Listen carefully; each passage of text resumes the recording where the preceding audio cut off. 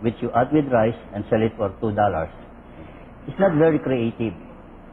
Well, So they're moving into more now, for example. I mean, toll roads. There are other ways of making a living or a fortune outside of these three. Are the barriers to entry pretty high? The barriers to entry for these are very, very low. No, I think the barriers to entry are more with SMEs. There's a critical weakness in the development of SMEs. A lot of attention needs to. That's a big missing part of the economy. You don't want the whole economy to dominated by a few conglomerates who try to do everything but may not do anything particularly well. We develop the SMEs by telling them to sell chickens.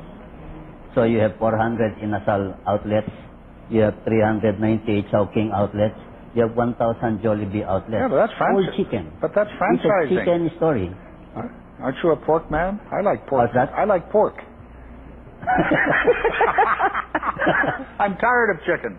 Yeah, that's why you have to create other But we can export businesses. chicken. We should export chicken. Export pork. So you have to create other businesses. So this is where the PPP comes in, largely. Well, for infrastructure. Yes, for infrastructure. Well, PPP is part of it. I mean, go back to the question, how do you get to 5%? The government spends a certain amount of money. Yes. The government and that includes borrowing from the ODA. The private sector, as I'm pointing out, in investing in power plants and telecommunications is spending money too, so you have to count that.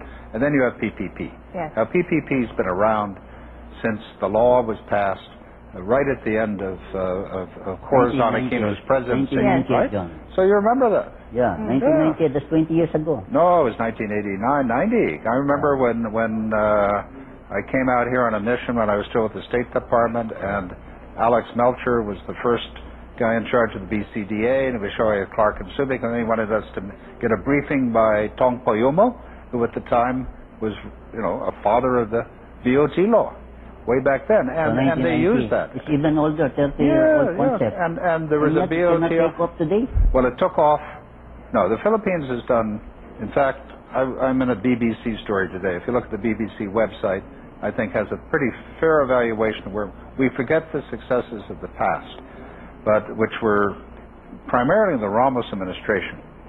Not too much was accomplished in the two subsequent administrations.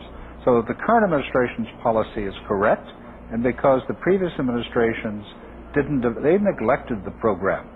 Inside the key agencies, they either waited for ODA to come, which is easy. It's offered to them. They borrow it. It may be expensive in the long run, particularly if it's yen-based and it depreciates from 200 to 300 to the dollar.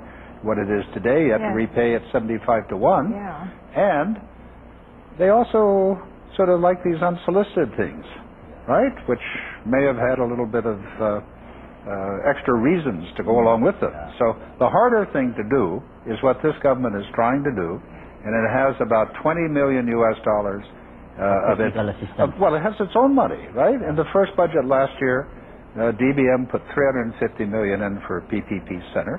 The ADB, the Australians, the Canadians have added more money. So now they can get expertise from anywhere in the world, from pre-qualified consulting groups. So it's going to happen. Next year is the critical year. Perhaps they overpromised with it. The existing expertise wasn't fully there. Now they have to develop internal expertise, use foreign expertise, outside expertise. Next year, John, next year is critical. Next year, 2012, they put up a PPP project for once. Well, they have one this year. Or stop talking about it. They have one this year, Donghari, 4 kilometers in Cavite. Now that has 3 or 4. But Donghari, that started 3 or 4 years ago. Well, it was talked about in early Gloria. Right now, NDC talked about it. Right now, Donghari is in the riff-rapping portion. Yeah. So, but the one I'm looking for, and I've been looking for years, is very frustrating, is the extension of the LRT down to Bacoor, Cavite. That's very important. There are so many factories down there and so many workers that are having to have long commutes.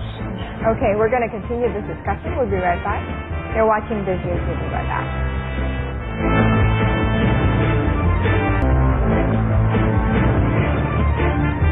Welcome back.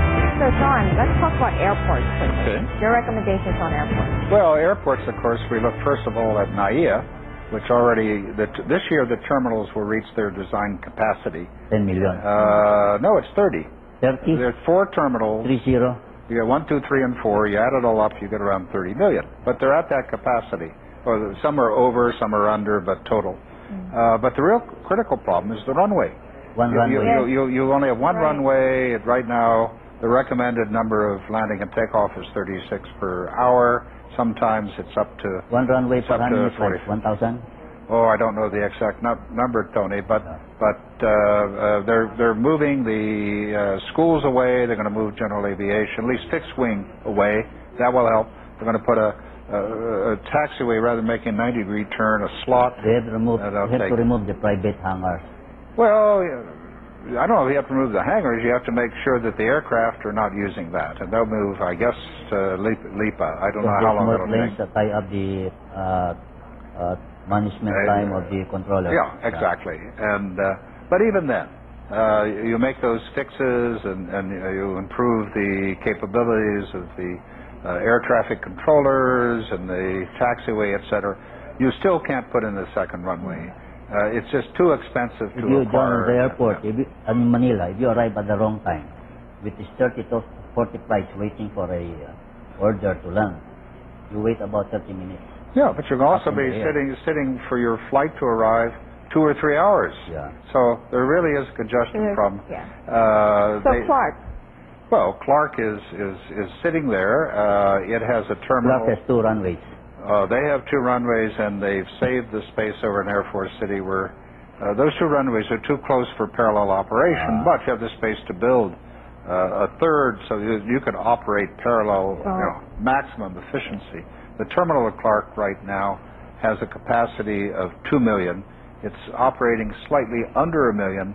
Next year, with the location of the Air Asia Philippines hub, and as they start to operate from there, they'll probably reach 2 million by the end of the year. So that terminal is going to need some expansion. Right now they are doing, 600,000 passengers? Well, no, pushing closer to this year 1 million. Yeah.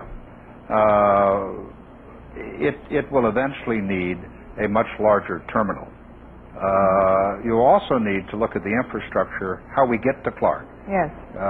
It's further away from Manila than the flying time is shorter than the traffic time driving to Clark. Well, it can be. It really depends on the time of the day, and the problem is more on EDSA than it is. Once you're at Balintawak, it's pretty good. Right. Balintawak to Clark is about 45 minutes, driving at 80 kilometers an hour. But getting out to of Manila, Balintawak is about an hour on a bad day. But there are a lot of people living north of Manila that don't want to travel down to Naiya. They'd rather go north. 30% of passengers in Naiya come from the north. Well, they'd rather have more flights to Clark. So that means you can decongest Manila. No, it won't work that easy because the growth is so high. No, you have to race twice as fast to fix up Naiya, keep Naiya, develop Clark, and eventually Clark will be larger, and you need some kind of, it's not really a classic high-speed rail as you find in Europe or a bullet train, but fast rail. Fast rail. You could get a type of rail like in Hong Kong or from Tokyo Station out to Narita. Actually, it doesn't even need to be fast. It only needs to be reliable. No, it can't. So I know what time I can leave Manila, board the train, and arrive in Clark. That can be done. If it is not reliable, I cannot predict my time. I have to make allowance for so much turnaround time. Yeah, but that can be done. But how can you fix Naiya? They cannot even fix the toilet. That's why the president has to visit it with this DOT. Oh, they were fixed last year. That's a crazy setup. They were fixed last year.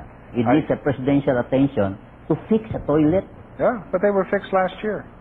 Yeah, why did the president have to visit it? Because he wanted to dramatize the importance of fixing the terminal. Fixing the toilet. And it was also following... By fixing the toilet. It was following this silly report about people wanting to sleep in airports. Yeah. Right? So it was rated worst in the world for sleeping. Yeah. Well, that's not the purpose of the terminal. Right? I don't know anybody that wants to sleep. And apparently there is a sleeping room there, I'm told.